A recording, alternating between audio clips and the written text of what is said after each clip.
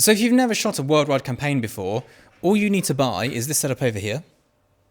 And it costs £1,250 for everything you need camera and lens wise. Brace yourselves, this is going to be a longish video. Grab a cup of tea or coffee, perhaps a G&T, because we're going to talk about kit, and we're going to talk about it from a very sensible point of view here. We're going to talk about what is it that's going on with my hair. There we go. So in today's video, we're talking about kit, but we're not talking about gear reviews and stuff. We're talking about what you need to be a professional photographer. Some of this will be absolutely applicable to everybody. Some of it will be more from the perspective of what I do. And to give that some context, I'm a commercial photographer. I'm represented by Lisa Pritchard Agency. I have this studio. I shoot still life, just sort of my pockets out here, and stuff that doesn't move. Basically, if it doesn't move, I'll photograph it for you.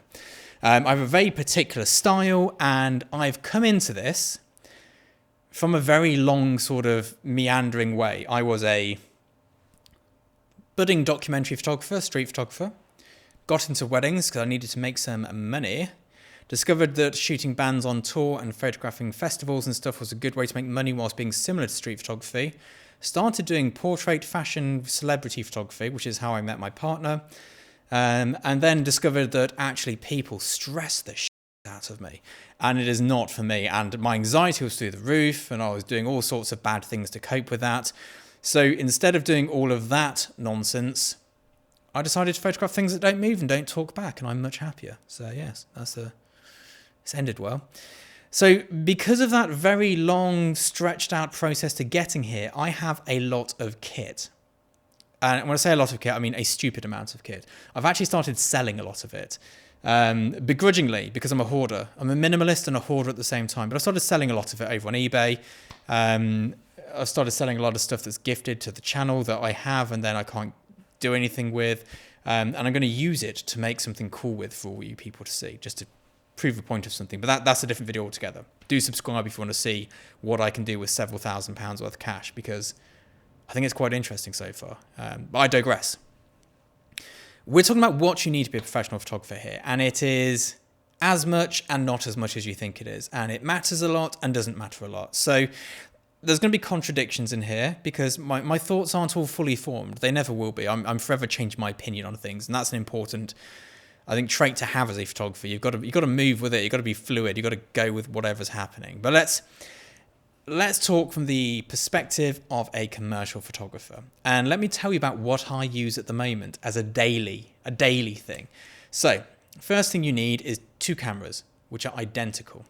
Now I actually have 3 because we sometimes do multiple shot setups. I need a 3rd camera to be the backup between them, hoping that both don't go down at the same time because that would be bad. But you need 2 identical camera bodies. You do not need anything amazing. A 5D Mark II, if you've not shot a worldwide ad campaign yet, 5D Mark II is ample. Don't do anything better than that. You can pick up 2 of them for like 600 quid. Bargain. Don't do anything better than that if you've not yet shot a worldwide ad campaign for print, like proper campaign, not like a Instagram campaign. If you've not got to that point yet, 5D Mark II will do everything you need and will save you a lot of cash. We should get a whiteboard in for this, shouldn't we? Wait there. There's no way. Oh, no, we might be good. You can about see that one. It'll work. It'll remind me of nothing else. 2 5D Mark IIs. This is if I was starting today in the job I have now. 100mm? 50mm. And that's my camera setup and lenses.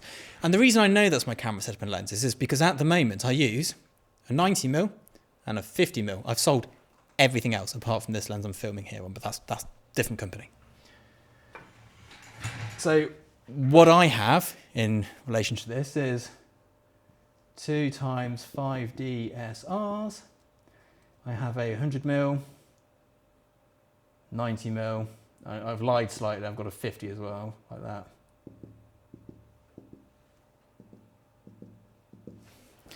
Don't buy the L version. I was shooting on the Goldwing version for years. You can get it for £250. With your 50mm, buy the Sigma 51.4. That's what, £400 second hand? My 50mm cost 500. My 90mm cost 400. Bought it from Drew. My 100mm cost 1,700. And the two 5DSRs, I think they come to 2,600 at the moment. So if you've never shot a worldwide campaign before, all you need to buy is this setup over here. And it costs £1,250 for everything you need camera and lens wise.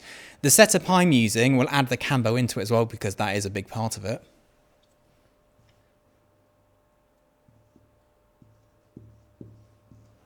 Mine costs about 6,800, very affordable in the grand scheme of things. But listen to me, do not go, well, I'm going to shoot a worldwide campaign, we'll spend the 6,800 over here, that'll be worth this as a long-term investment. It won't. Buy the cheaper kit and save the rest of your money for test shoots. That is important. Let's move the whiteboard. So in terms of camera kit you need for what I do, it's really not that much. And you're probably thinking, yeah, but I don't do what you do, Scott. I do something very different. I also need these extra bits of kit, these other things, and that's fine. But what you really need to think about is, do you really need it? And I mean this because I have a 50mm lens. There's also a great 60mm Secor lens. I would love it. Do I need it? Is 10mm difference a lot? Yes. Does it matter? Not really. Is it going to change my income? Absolutely not. So be very strict with these things. I also think from the creative process, having less is better. By me only having two lenses that work on my Cambo, which is what I use almost all the time, it means, do I want a compressed background or a distorted foreground and opened up background? These are my options. No distortion, compression, distortion, lots of background. Like this. This is a distorted shot. They're my two options. Could I be more distorted? Of course. Could I be less distorted than the 90? Absolutely. But I've got the two options. Really, when I'm looking at lenses, I'm looking at distortion in terms of like this weird, like, look at my hands going big in the corners. Woo. Do I want that or not? That's my first choice. And the next one is the background. Do I want it compressed and narrowed down or opened up? And between 50 and 90, I get both of those options without any extremes at either end because I don't really like the extreme look. We rent stuff for extremes like the probe lenses and things, but generally speaking, those will do the job for me. The camera body is just a 50 megapixel sensor. You know, does the job commercially. A lot of the ad campaigns I shoot on my own Canon cameras. Yes, we rent the phase stuff sometimes when it's a huge campaign, but even then, the two biggest campaigns I've ever shot, both of which were huge, I shot on 5DSRs, both of them. Yeah, absolutely both of them, yes. I'm just checking back to my mind to make sure I hadn't shot anything else there. But yes, all the work for, all the biggest campaigns I've shot on my 35mm camera. I've shot on phase ones at different times when they're needed, and you'll know when you need one because the Canon just won't cut it, but it was nothing to do with the size of the job or the prize at the end of it. So that's what you need in terms of camera kit, but of course there's more than that. You need some light stands. I would advise buying C-stands from day one, unless you're a location photographer. C-stands are better, they last longer. The C-stands I've had for 7 years and none of them have ever broken. When I used to buy those, let me show you. Apart from normal light stands, I don't know what you call these things, but these are rubbish. So they're good for traveling because they're light and you just put the legs out, but they're not as good as a C-stand. If you're in a studio or you're in a set space, get some C-stands, very good. So buy some C-stands. For however many lights you have, buy twice as many stands. If you've got one light, get two stands you can hold a reflector. 2 lights, 4 stands, you can hold a reflector. Just always buy them more than you have lights. Don't have a stand per light, 'cause if you get every light out, you suddenly need some flags and bits. Have redundancy. You do need light stands. But of course, when you're starting out, start with 1 light. Buy 2 light stands, 1 light, and get some reflectors. Don't feel that you have to buy everything. Rental shops exist for a reason. There is no harm in renting kit. It is absolutely fine. I mean, to be honest, we're shooting in London soon, and although I own all this kit, I'm renting everything. Apart from the laptop, which I'm going to take my own for, I'm funny about that, we're renting the lot because I don't want to travel with it. I could pack this all in and go there, but no, it's just a pain in the arse. So even if I didn't own anything, it wouldn't matter because I could just rent it all anyway for the job. Whenever you need lots of kit or high-end kit, a job which needs that amount of production has a budget for rentals. So you do not need to own it. It is not a necessity. You just need to own whatever is good enough to get most of the jobs done. And to be honest, most jobs, 5D Mark II will do the job. The only reason I have the 5DSR is for efficiency, and you probably don't need that. And I still stick by this. If you haven't shot a worldwide billboard campaign yet, you probably don't need anything more than a 20 megapixel full frame camera. And you're kidding yourself if you think you do. Yes, you can get slightly better images, but if you're focusing on the kit, you're not focusing on the images, and that's where you're going to lose out. Now, in terms of lighting, I've obviously got Broncolor kit behind me, which is ludicrously expensive. But when we're shooting commercial jobs, we tend to use ProPhoto, which is ludicrously expensive as well. But most of the rental houses have ProPhoto. Doesn't matter. ProPhoto, Broncolor, both great. When you're starting out, nip down Pixapro. Go and get yourself some Storm 600s, 300s, whatever they're called. I've got one of their 1200 watt packs and head systems. It is brilliant. It's a bit more advanced in pricing and what it does, but if I was to have just one light, it would be that AD 1200, because bang for buck, it is the best. It's like £1,200 for 1200 watts of light with all these things. You get two of those, your 5D Mark IIs. So you're spending more on lights, really.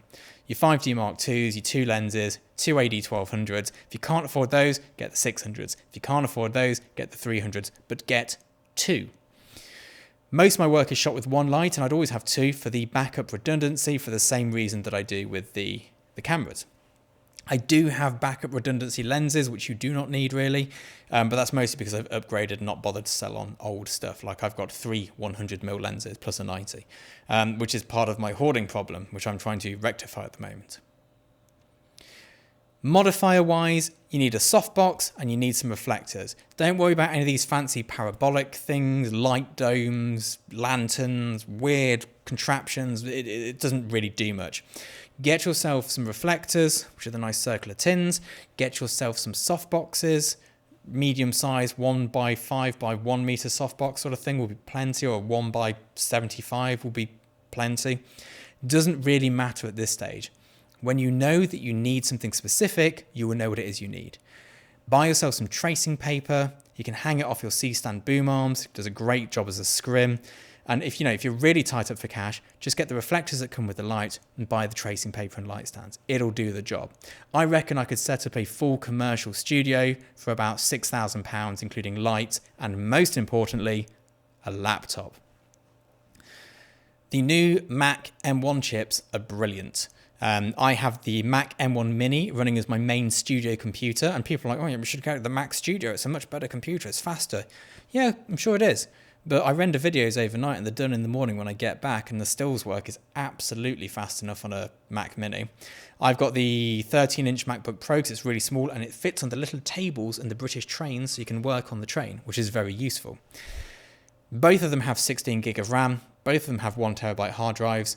You don't need more spec than that as a stills photographer. Unless you're starting to do something in Blender or some bizarre stuff like that, you're good. I can even edit the 6K RAW footage from these cameras without proxy files in real time on those machines. So you don't need anything bigger and better than that. Now, of course, there's a myriad of other stuff you need as a professional photographer, which is where the money really adds up. Your cables, your multi-sockets, your tether trolleys and things like that. But when you're starting out, start small. Start with those 2 cameras, 2 lenses, 2 lights. That'll get you most of the way there, and your laptop.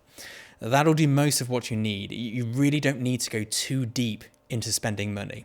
And I believe, as someone who's done it, that until you've started shooting those worldwide campaigns, which you're obviously going to rent in a bigger camera for, the 5D Mark II is all you need. It'll do the job. And I know it's really stressful when you're starting out. You think, oh, do I need a better camera? Do I need a better lens? Will this make my images better? I was exactly the same. And it's only with hindsight that I can look back and go, yeah, that made no difference. Yep. Yeah, it really didn't matter. I could still be using a 5D Mark II, for most of my work, especially the stuff I do for test shoots. You don't need that big financial push into your work and equipment. What you could spend that extra money on is a good stylist, a good set designer, good retouchers. These are the things that will make the difference in your work. By the time your work is getting to worldwide ad campaigns sort of levels, you'll be getting paid so much that you don't have to worry about which camera you can buy. You just buy whatever you want. It doesn't matter. If you want this, you buy this. You get that sort of level of income from the profession, but don't put yourself into a tight spot in the early days. It took me 10 years to make any real money in photography. 10 years of going, yeah, this might not work out for me. This is not looking so good. But then suddenly things snowballed. I reckon in my 11th year, and this is just purely speculation because I don't have the figures in front of me, but I'd imagine I made more in that 11th year than I did in the first 10 years combined. Because that's how quickly it snowballs when you get to these points. Keep your kit simple. Keep everything minimal. Just focus on the art, focus on the creativity. Do not worry about, dynamic range, sharpness, DxO scores. That is for amateurs, that is for hobbyists, it is not for working professionals. What we need to worry about is the photograph, is the art, is what we're creating. I hope this has been of use to you. Let me know what information you would like to know about kit in the comments below, and I will try and put videos together on all of that. And I'll see you all soon. Bye-bye.